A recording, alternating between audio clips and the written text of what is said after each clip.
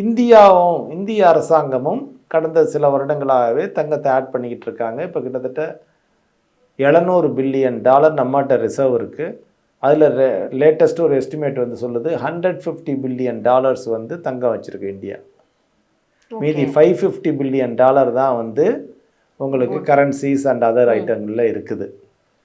So India overall இந்திய மத்திய reserve வங்கி ஆர்பிஐனுடைய சர்ப்ளஸில் வந்து கிட்டத்தட்ட 15-16% கோல்டு வந்துருச்சு. ஒரு காலத்தில் 7-8% இல்லை, இப்போ அப்படியே டபுள் ஆயிருச்சு.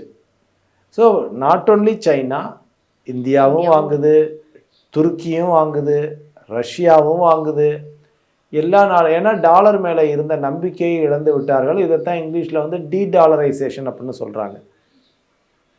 ஸோ நான் டாலர்லேயே வச்சுக்கல, இனிமேல் எனக்கு பயமாக இருக்குது. ஒரு சிம்பிள் உதாரணம் வந்து, ஒரு நபர் வந்து ஃபிக்ஸட் டெபாசிட்டு தன்னுடைய ஆஸ்தியை பூரா ஃபிக்ஸட் டெபாசிட்டாக போட்டு வச்சுருக்காருன்னு வாங்கி ஒரு எக்ஸாம்பிளுக்கு சொல்கிறேன் இந்தியாவில். ஸோ அவருக்கு வந்து ஒரு 1 or 2 பேங்க் இந்தியாவில் கவுருதுன்னு தெரிய வருது. மகாராஷ்டிராவிலாம் அடிக்கடி கோஆப்ரேட்டிவ் பேங்க்லாம் கவுந்துக்கிட்டு இருக்கோம். ஸோ கவுருதுன்னு தெரிய வருது. ஆகா நீ கவுருதே, என் பணம் பூரா போயிருமே, நான் எல்லாத்தையும் இங்கேயில் வச்சுருக்கேன், கொஞ்சம் பணத்தை எடு, ஃபிக்ஸட் டெபாசிட்டை உட, கொஞ்சம் லேண்டை வாங்கு, கொஞ்சம் தங்கத்தை வாங்கு, கொஞ்சம் வெள்ளியை வாங்கு, கொஞ்சம் மியூச்சுவல் ஃபண்டை வாங்கு, ஸ்டாக்கை வாங்குன்னு பரவலாக்குறாங்க இல்லையா?